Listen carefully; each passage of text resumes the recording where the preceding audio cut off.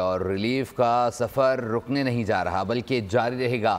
وزیر مملکت برائے ریلوے نے نوید سنا دی۔ دینا میں عوامی اجتماع سے خطاب میں کہا کہ بجلی سستی ہونے سے گھریلو اور کمرشل صارفین دونوں مستفید ہوں گے۔ بلال اظہر قیانی کہتے ہیں کہ وزیراعظم نے وعدہ وفا کر دیا، بجلی سستی ہونے سے معاشی سرگرمیاں تیز ہوں گی۔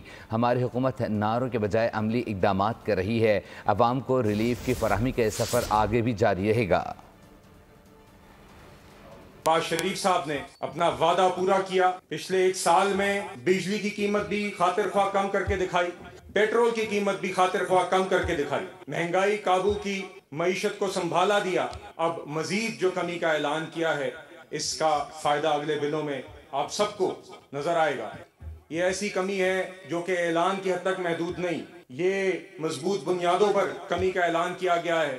چادر کو دیکھ کر پاؤں پھیلاتے ہوئے، آئی ایم ایف کے پروگرام کے اندر رہتے ہوئے، آئی ایم ایف کو اعتماد میں لیتے ہوئے، خسارے بھی کم کرتے ہوئے، مہنگائی بھی کم کرتے ہوئے یہ بجلی کی قیمت میں کمی بھی ممکن کی ہے۔ یہ اس طرح کے اعلانات نہیں ہیں جس طرح کے ماضی میں لوگ کرتے آئے سستی شہرت کے لیے، جس کی کوئی بنیاد نہیں ہوتی تھی اور معیشت کو ڈیفالٹ کی طرف دھکیل دیا جاتا تھا۔ اور جو وزیر اعظم صاحب بار بار وعدہ کرتے ہیں کہ ہم آئی ایم ایف کے پاس یہ اس دفعہ آخری دفعہ جائیں گے، اس کی طرف عملی کام کر کے دکھا رہے ہیں۔ سبسکرائب کریں اور بیل دبائیں تاکہ کوئی خبر رہ نہ جائے۔